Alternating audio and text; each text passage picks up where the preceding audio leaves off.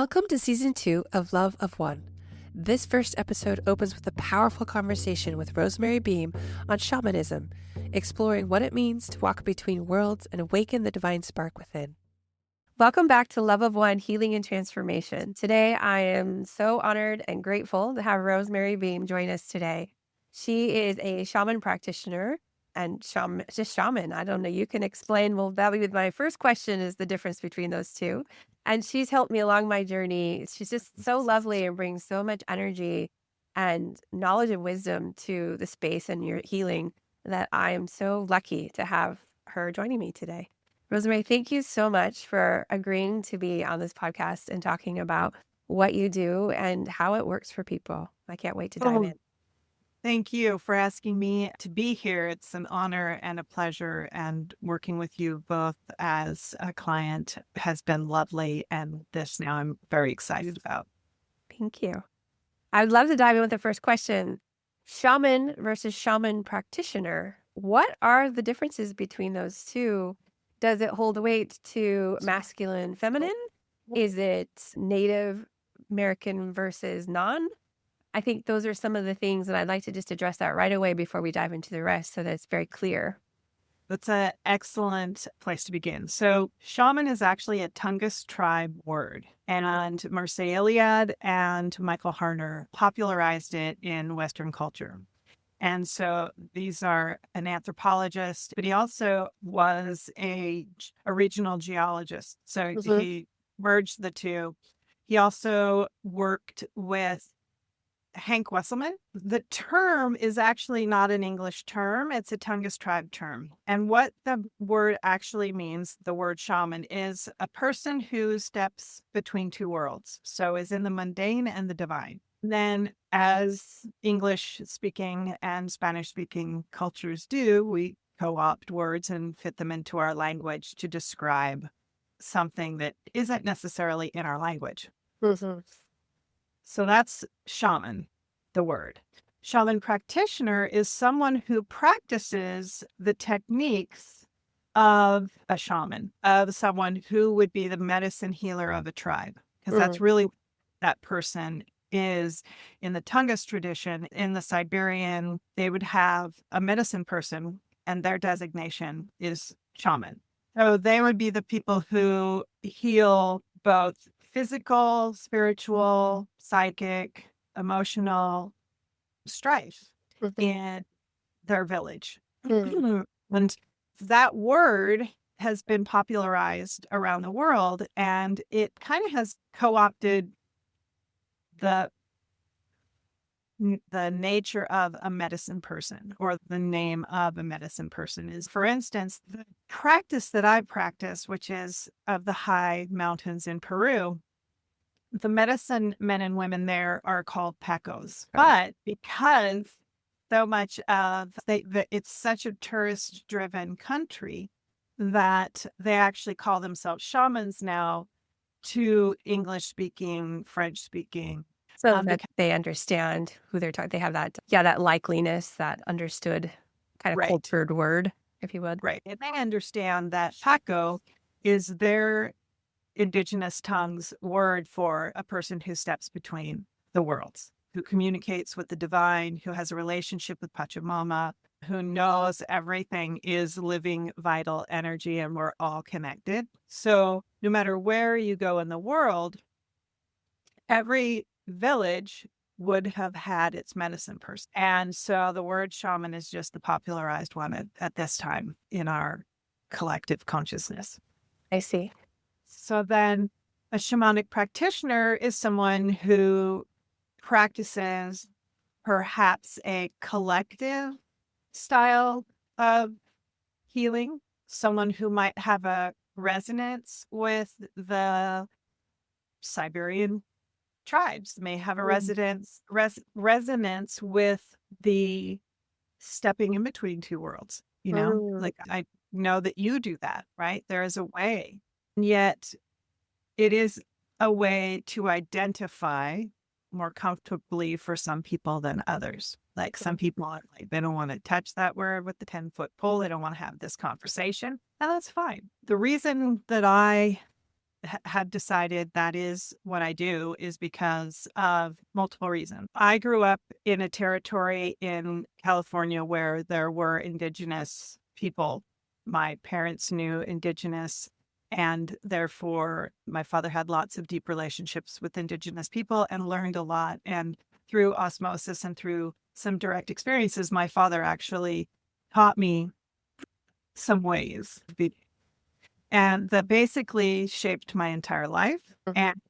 And in my astrology charts and so forth, I'm what's called a bridge walker, which is having one foot in the divine and one foot in the mundane. And then the other piece of it is I've spent decades training with the Karo specifically and other groups in the Amazon. And they have basically welcomed me in as one. And so it's not me saying, oh, that's how I identify. It's them actually saying, no, this is actually, we're asking you to do this. And You were offered directly from Pachamama and the natives. Yeah. right. And so that's really the difference. And so when I teach, I am teaching what I have been given to teach in the collective way, because I have merged the teachings of the Karo, of the high mountain wisdoms, of the connection to Pachamama and Aini, which is reciprocity and how to do that. And then I also study the diamond approach, which is a Sufi-based tradition, and have done that for over 10 years. And they basically, this is how they look together. They basically mirror each other in different places on the planet and language, which is fascinating. And you can look at Tibetan Buddhism the same. Like they all talk about very similar frequencies, patterns, and practices. How did you start down this path? You mentioned that you grew up in Native culture through your father, kind of showed you some ways. How did you dive deeper into that, and how did that transpire for you? Was it in the Andes Mountains? Was it before that? Did it kick into gear in a trip to Peru, or how did that work for you or happen for you? If my parents were alive, they tell you that they don't know where I came from. I get that. And, kindly, but they're like, we don't know. It started very early. I was a rock collector from the time I can walk. And there's a story in my family where my mother saw me carrying a rock through the yard, and she went and grabbed it from me, and it was a 30-pound rock, and I was like 18 months old with this thing. And so the reason I mentioned that is the mesa, or the medicine bundle that I carry, that is the medicine bundle of the high Andes, is made up of rocks. And they're called kuyas once they're initiated and once you start your medicine practice. And kuya means beloved in Quechuan. But I liken that to how I got to here, right? Like I always felt like the wind was talking to me. The rocks were talking to me. I would literally hear the rocks, and Maestro Luis will speak about these creature beings called machulas, which are little beings that were here living on this planet before people populated the planet and before the sun really came into its brightness. And I feel like I've been hearing the machulas my whole life. And so over the course of my childhood, I would make offerings because I was taught if you want something, you make an offering and you ask if it's okay to take this stone. I was taught from the time I had language to do this, to be an Aini, to give and to ask, and don't take if it's not given. And so that's really where it all started. Then as a teenager and in college, I became an avid lover of Jung and his teachings and dream work, and the fact that he really worked and looked at indigenous cultures for clues to how our psyche is structured. That's why we have the unconscious, the conscious, and the superconscious. So the three layers of the cosmology of the medicine realm, which is world, middle world, upper world. I still have that in my bones and in how that led me to here.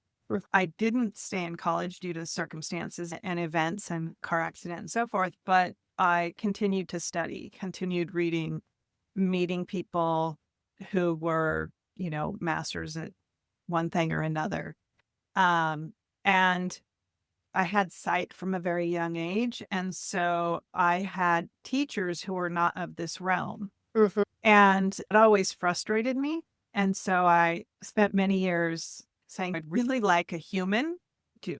And what at multiples through time came in. Early in the 90s, I met some medicine people who were very saturated in Japanese medicine. Cool. Then in the early 2000s, trained in that, studied with one of the top healers in using gems, became an apprentice of the person. So her name was Melody, and she wrote the Kaleidoscope of Crystals, and I actually trained with her students to become a certified practitioner and then became a certified teacher of her work.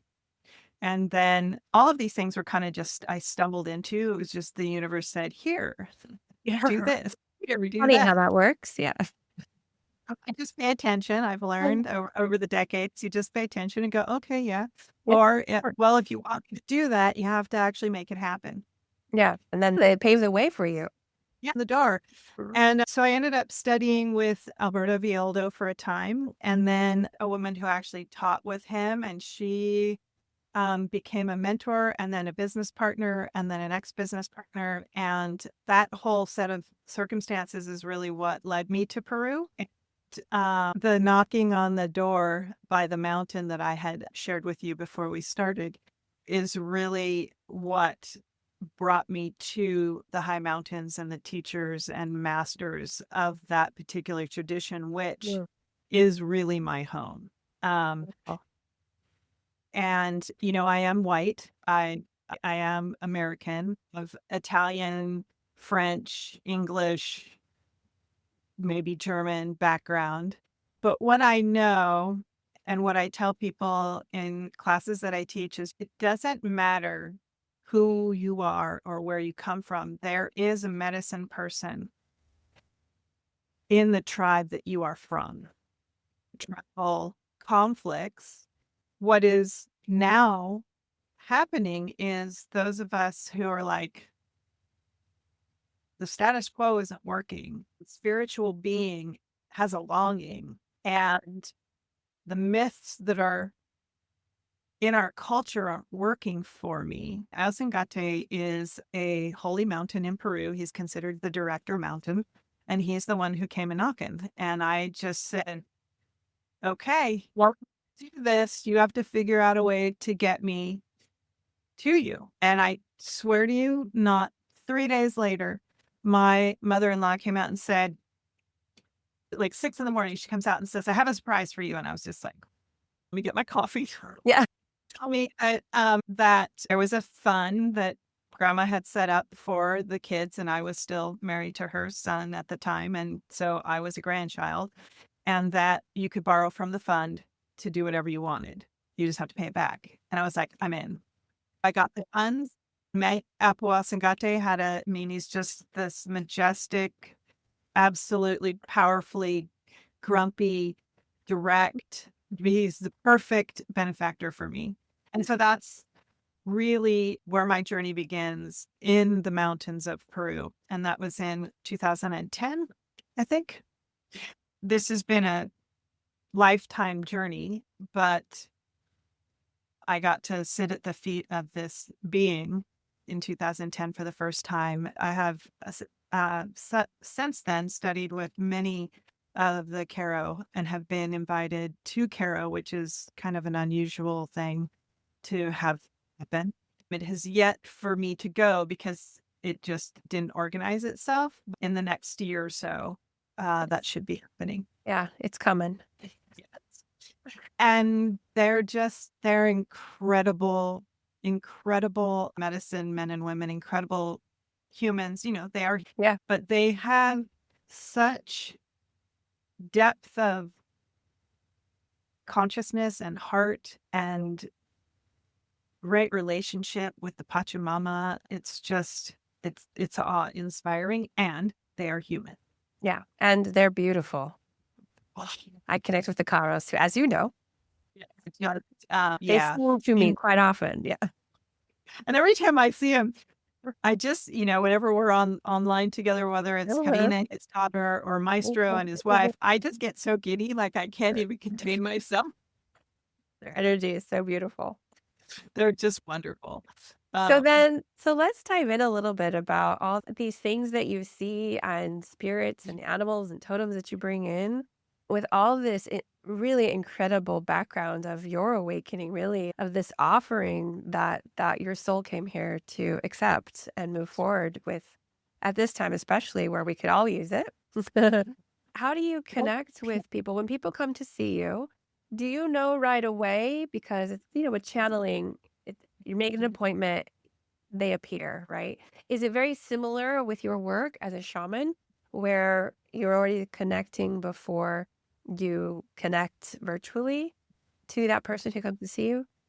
What's really interesting is what people tell me is I booked the appointment and then I was like, oh my God, I feel so much better. I'm just like, I don't even know if what I booked the appointment for will really need to work with right now. And so what I know to be true is like the luminous lineage and the legions of people, I'm going to say people, but the legions of energy beings that I have the absolute gratitude and delight to work with that have chosen me. I didn't choose them. They've all just come, right?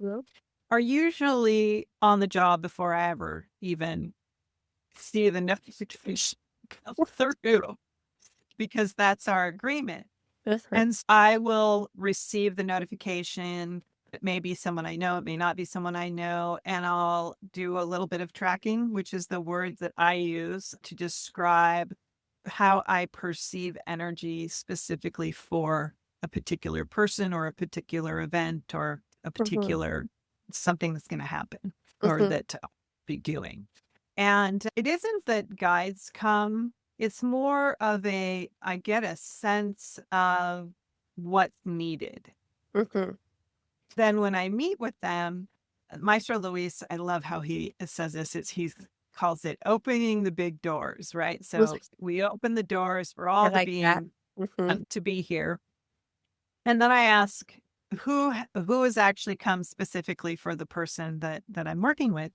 And I often am amused because it's not the beings that I work with, which is perfect. That's too mundane. That's too rote for me. I remember working on a person years ago, and I'm calling in, opening the big doors, getting myself to be here with all the beings. And Jesus walks in, and I was like, hey, you're here. Usually not. Because he's not someone that I work with, but he's a master healer, right? He actually has hands that are skilled for surgical precision. It was just beautiful. In that way, I don't let my own lineup control. That would be egoic. It would be projecting. There's a whole lot of, I'm going to say, healer bad behavior that would go on if I was like, you can't be here, because that's not my job. My job is to hold the space, call it in, ask what needs to be done, and do it and listen. That's really how I ask to meet and greet everyone who's here for the particular person or the particular place on the land that we're doing a healing process. I have my beings that I have a deep relationship with that, of course, I call in so that I have what I need. Your support. Then, of course, calling in what the other needs, because they're the ones who have come for help.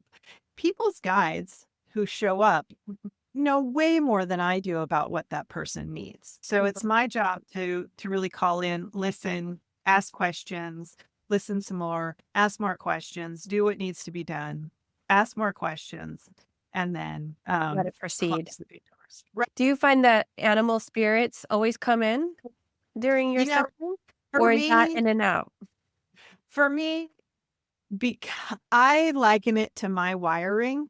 Mm-hmm. It's not anything special. It's just I'm wired more relationally to the natural world. For instance, when I was on my vision quest, I just wanted a bear and an elk to come bed down with me and just spend the night with me, teach me, do whatever, scare the shit out of me. I don't really care. All of it. Just, Yeah. just all you big beasts, come and hang out with me. Uh-huh. Well, I got bats, slugs, and dragonflies, Oh, which is fabulous, powerful, yeah. right? But it Very. was like, really? All the elf went to the fire where my husband was. So they say that in the teachings, when you are learning how to perceive, what you perceive is what you can tolerate At seeing that time. at that particular nano moment. I just have a deep relationship with the natural world, with the animal kingdom. And so they will come more often, other beings, unless I call in the luminous lineage or unless I'm specifically going up to the upper world and seeking counsel with the Star Nation and with the beings that reside in that realm. Sometimes come in a regular calling in, but my comfort area is with beasts. And there's a little story. Years ago, I was working with the client and this giant 12-foot huge blackbird came in and I'm like, what are you doing here? That was huge. Yeah. He gave me some instructions and I'm like, who are you? And he said his name, Metatron. Okay. And so we were done. Thank you very much. Hope to see you again. Come in a little more announced. Thanks. Yes. I went downstairs to the bookstore and I actually was rifling through books because I'm like, who is Metatron? Oh, you hadn't. And I had heard, but like I didn't have a working understanding of it. And I cracked this one book open and I was like, oh, I get it. I would have never have allowed what I saw on that page to be in the room in that moment in my life. Without being a bird. Yeah. I would be like, who do you think you are? Get out.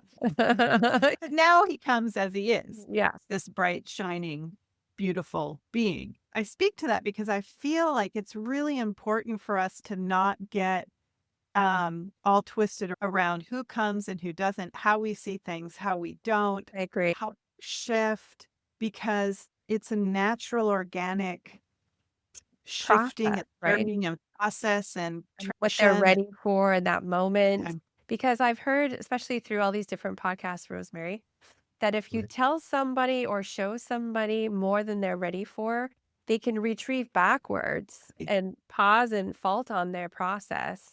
Yeah. It freaks them out, right? So that's why it's important to say that. So thank you for sharing that for our listeners, because that really is important. Just because it's a big, huge black bird doesn't mean it's not a big, huge, awesome being that has a really great healing or message for you. And I know myself, like all my guides, and I joke when I'm teaching, I'm like, I argue with my guides. Everyone's like appalled. And I'm like, no, my guides are my guides. They know I argue. Yeah. Yeah. It's not a disrespectful thing. It's a like, really kind Yeah. of thing. I joke with mine a lot. Mine are very funny. And everyone who works with mine, they're like, guys are really funny. And I said, they are. They're little jokesters. Yeah. Yes. Well, and that goes to the card we The pulled today. trickster card. Yes. Yes, I pulled a card for us today. We both had our candles lit, and the card I pulled for this podcast interview was Coyote. Yeah. Can I just let out?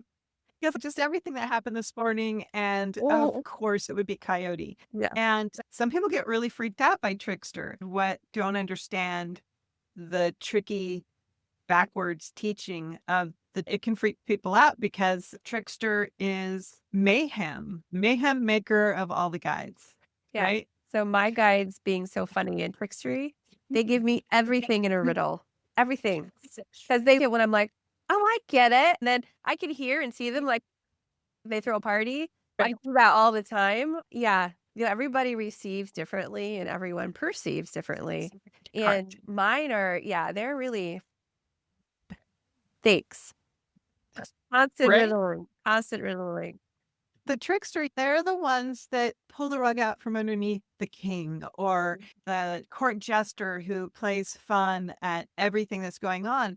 It's really to stop the seriousness of everything and to make us really look at ourselves and others and our projections. There's an aspect of trickster for me that is backward teaching. I am dyslexic, so I Mhm. see in a weird kind of way, language and so forth. And I invert numbers. I could never be an accountant. It just wouldn't work. But trickster learning backwards is I learned so much stuff very early on that when I actually started to do the mythological work and the work with even Alberto and the Caro, it was like, oh, I've been doing that for years. I perceive that way. I get what they're saying. Again, this backwards feels like you're catching up, but you're already there, Mhm. which can be very challenging for people who don't have a sense of humor. Yeah, to point on the trickster really quickly, a lot of people also have this notion that if it's a trickster card or trickster energy, that it's negative all the time. And it's not. I feel like it's a lot of getting in touch with your inner child, which a lot of us need to do more of. Yes. Yeah. Yeah. That very playful, very nonsensical, very childlike, Right. right? Yeah. Yeah. There's a Right. big And difference. so it's, kids will color out of lines and do all kinds of stuff and paint on the walls until they're told that's not okay. Yeah. Right. Yeah. And yeah, we want to be more childlike. hmm These are some of the tools that you use with your sessions. I saw one other shaman a long time ago, and they seem to use different tools as well. You pull cards, which we discussed, and in one of our sessions not too long ago, it was kind of funny but so powerful because we didn't have the same deck, but we chose the same cards Oops. separately.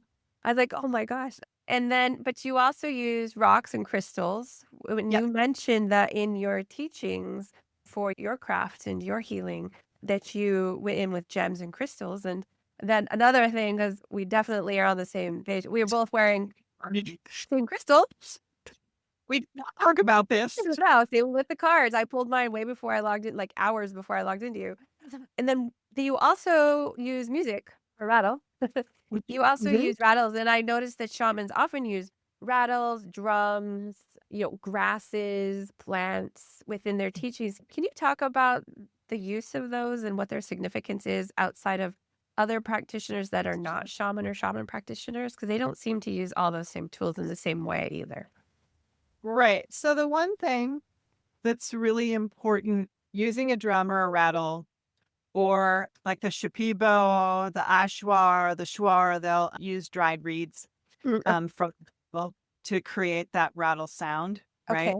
Mhm. So the thing about rattles and drums and reeds, flutes and bowls, Tibetan bowls, crystal bowls. I have a beautiful Tibetan bell that's got a Mm, door.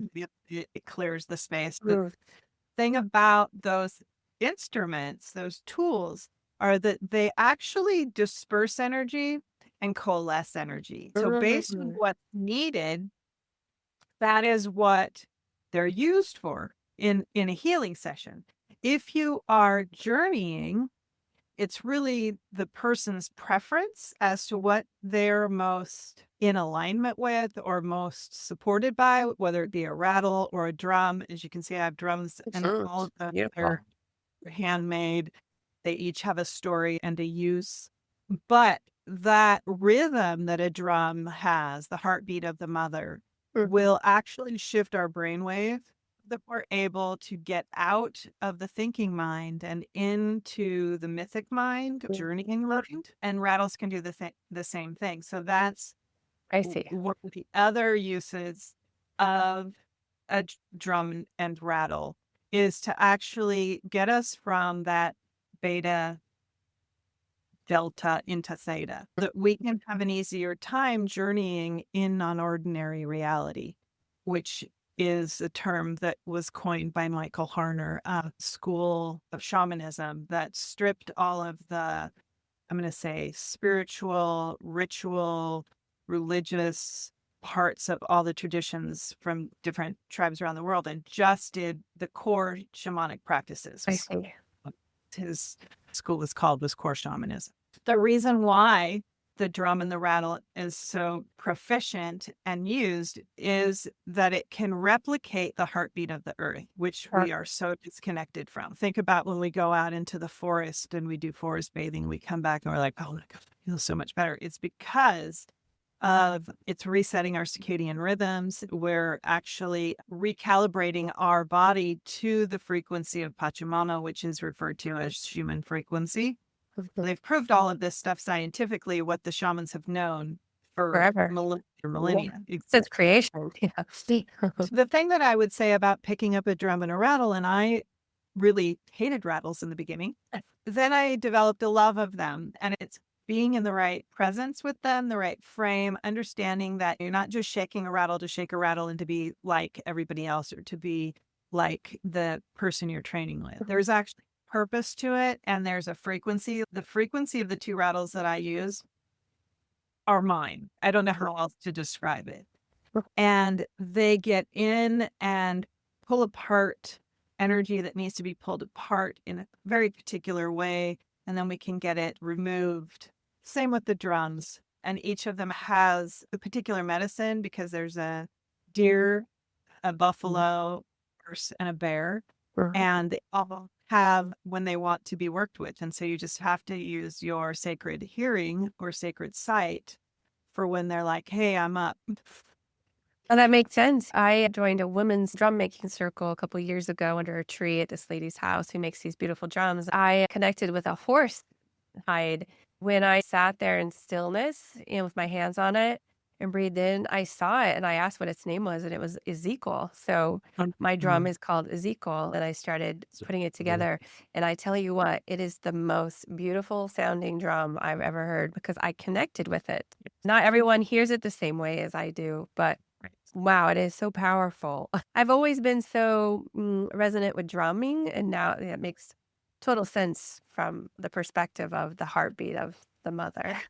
Yeah, it's incredible. I think about it, it can be just as altering as like a sound bath because you're working with the frequency to dislodge what doesn't serve you or to bring you into point with something that you need to observe. Or alignment. Yeah. Yeah. You also work with some elements too. You recently had a fire dancing. I wish I could have gone, but I had to be somewhere else. Let's talk about the fire element in particular, because a lot of practitioners talk about the water, of course, Pachamama, and the air, but not a lot of people really talk about the fire aspect. And I know that it really resonates with you and your spirit. Can you dive in a little bit about the fire? Oh, yes. I want to say this. I was raised in Northern California on a volcano. The translation of a native tongue for that name of that volcano is Fire Mountain. And I didn't come to learn this until I was already steeped in this tradition. Kind of sounds like a riddle from your tricksters. Exactly. Fire ceremony is really one of my absolute favorite loves. I love holding public fire ceremonies, both after doing a prayer ceremony, which is called a despacho, and fire ceremony in and of itself because it's so potent. Fire ceremony is something where you can do it solo with a candle. And I do have to plug this candle. It's Mithra candles are amazing. This is all organic wax and organic dyes. They are non-toxic. They're amazing. They're in Philadelphia. You could do fire ceremony, and I've done hundreds of fire ceremonies with candles. What you're looking for is the flame. I've literally been out in the middle of nowhere where you should not light a fire, and I've just got my lighter, and I'm like, okay, I'm doing fire. Yeah, we're doing it. Yeah. What I say is your imagination is the limits that you put on yourself. So whatever you can imagine, you can do. So in community, it's just luscious. We have this beautiful fire pit that my husband and I built in our backyard, and we have a fire altar and earth altar. And so people come and they make offerings that we provide or that they bring to the land to introduce themselves. They make offerings to fire to introduce themselves. And then we gather. The whole idea of the fire is to bring to it yourself in your entirety and to offer your dense energy, your hucha, your troubles, your pain, Mm. your grief, your illness to the fire, right? Mhm. There's a way I teach you how to do that. Then once you feel like that has been released and you filled yourself up with the frequency of fire, because the whole idea is to shift, to transform, to transmute so that we are all vibrating at the frequency of light. Then we have the opportunity to pray. It's really powerful because you have all these, the last fire, and there were 22 people around, right? Not everybody was at fire at one time, but there were good 9, 10 people at fire at once. And everybody else holding space for the people praying. And so you have this opportunity to pray with fire. We use sticks in this tradition. Okay. And the stick that we used was all the trimmings off the rosemary bush. And we pray in to the sticks by blowing your breath onto the stick, right? Feel what you're feeling, whether it's anxiety, grief, love, desire, whatever, and you blow it in. I encourage people to not get linear in their thinking. If there's something linear that you're wanting to call in, that's fine, but feel into your body where it lives in you and how it lives in you in. And then give that as a gift to the fire. Is the fire consumes it, mulches, and it gets released to spirit. What I share with people is I've been to so many fires and prayed so much. It's actually the way that I like to pray the best. Why? It's because fire really gets it done. It is such a quick transformer of energy. Sometimes when you walk away from fire, your prayer has already been answered. Have a message on your phone on your way home, and it's like, holy cow, it happened while I was in fire. Yeah. With all these tools and the fire and the rattles and the spirit beings and the animals that come forth, what do people need to do after they see a shaman with integration and having that experience of, wow, what just happened? Because I know with our sessions afterwards, I'm like, I feel freight train. What? How do I sit with that? So what I've been doing is going out and literally laying in the dirt. And I did take a hoe or whatever and dug into my grass like I told you I was going to. So I did exactly what I said. What do you have other people do, or what's your good recommendation for that after they have a shaman experience? Because they can be very eye-opening and almost like a mini medicine ceremony without the plant medicine, but the energy medicine. Yeah, you can get blown wide open, which is good, and you need support on the back end. And as you know, I give homework. And I also give the authority to the person to reach out to me if this happens, or if this is a struggle, or if you're like, what the hell is happening? Reach out to me, have a dialogue. And then if I feel like you got this, then, and you're going to go do an earth painting, or you're going to go on a hike and commune with a lake, or whatever sorts out from that, and you'll do that. And if it feels like you actually need support in an integrative way, I'll say, okay, let's get you back on my schedule, and we're going to do some integration. That could look so many different ways. I do some gestalt integrations, which is, we call it sacred drama. You can talk to pieces and parts of yourself or dynamics that you normally couldn't in just your regular everyday waking life. People who experience that tend to be blown away because they're like, I had no idea I could talk to that aspect. I'm like, well, right, because that's not what we're taught. That's why we're here. That's a very helpful integration. Another thing that I actually love helping people with is when they have gone to South America and they've done a journey and they're having a hell of a time coming back to this culture. That is one of my specialties, is to help people integrate from an actual plant medicine journey that they're having. That's good to know. That's good to know about that resource, because a lot of people that I know personally who have come back really struggle for that integration. And I'm pretty sure that's exactly why I had scheduled another session with you before I even went to plant ceremony. And I'm like, why do I need to see her so soon? And as you know, I really needed the help with my integration. Yeah. So that makes a lot of sense to me. And that's really good to know, because a lot of people especially that go out of the country for that experience, don't know any resources here in the States or any other country if they're coming back. How do I integrate what was spectacular and so big and maybe perhaps a little bizarro to get back into real life and get Right. back in my body? Some people I know come back and they're still floating out in there. They need real It's help not, coming back in. and one of the things that I do when I do take people to South America, whether it be Ecuador or Peru, is we do a significant pre-boarding, and then we do a significant during the actual retreat interactions, downloads, processing, and then we do a post and integration and celebration. Then everybody knows I'm available if something goes strange. When you Air. get to work, you're like, I can't do my job. or Yeah, or I don't want to be here. Yeah. or I don't want to be here. I don't know how to put my pants on and go to work. That's actually one of the things that I delight in doing, is helping people actually come back to themselves whole with what they came here to do. I don't mean that in the way that the language that we use means. It doesn't mean when you go and have these experiences that you've come back and you know you're going to be an accountant. Like, that's not it. It's more of how you're going to be in the world, in what frequency, Yeah. right? Yeah. How you're And evolving. that's really hard for people who are left brained. Be like, I'm supposed to be what? There's ways to help their mind come into understanding of what that looks like in a living being in this culture. And anchor into that and in a Right. way that makes sense for them with Right. balance.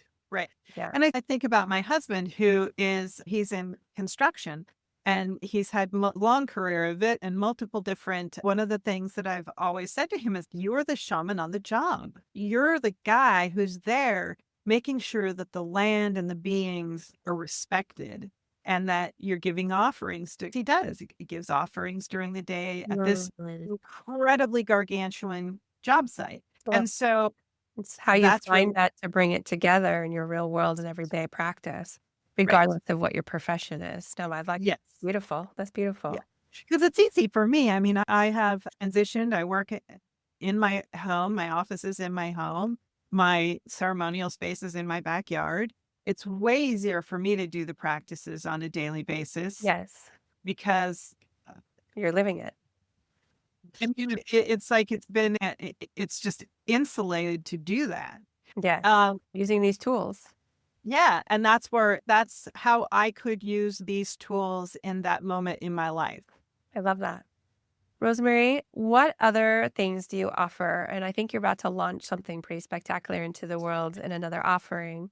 Do you want to just talk a little bit about what you offer and how they can reach you before we end this awesome conversation today? Absolutely. And I just want to say thank you for having me. This Sure. is such a My, pleasure. So much my honor. fun. Yes. So you can reach me at rising-fire.com. That's the website, the best way in. Then what I offer is individual healing sessions, couples healing sessions, children's work with animals as well, who are, people's children. Yes. I love that.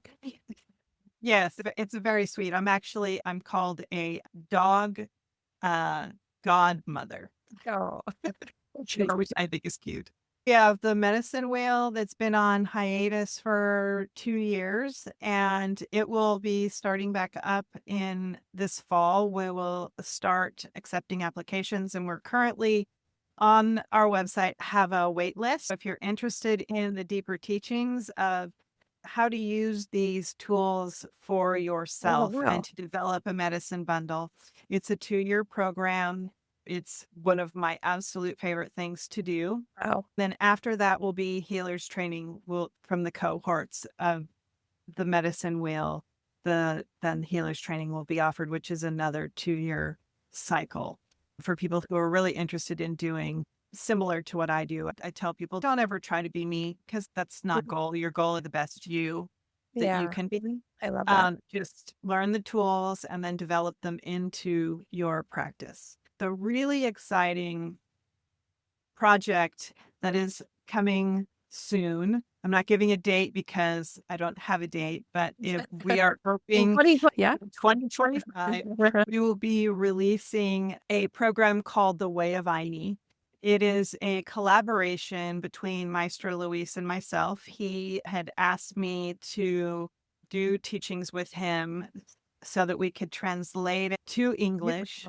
And it was originally going to be live, and that didn't work out. So we did do this intense month of pre-recording, and it's almost through the editing process. Very nice. And it'll be at your own pace. We have a student portal that once a person's interested in and they purchase the program, they have access to the student portal and to the 10 sessions and all the different support documents and information that go along with it. I just can't even tell you how amazing it is. And just the honor, I'm so grateful that he asked me to do this with him, because that's beautiful. That just speaks volumes to me. Congratulations too. And that's beautiful. Anytime we can co-create with those that we learned from is always such a beautiful space to hold. Yeah. He and his family, they're just a delight. They're just full of love, Moonai.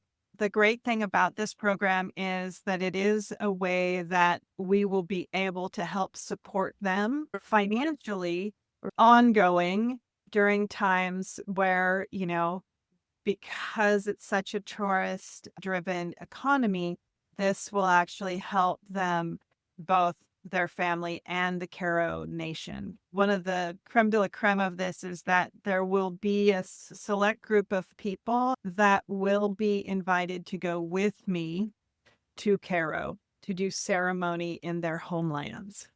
Wow. I know.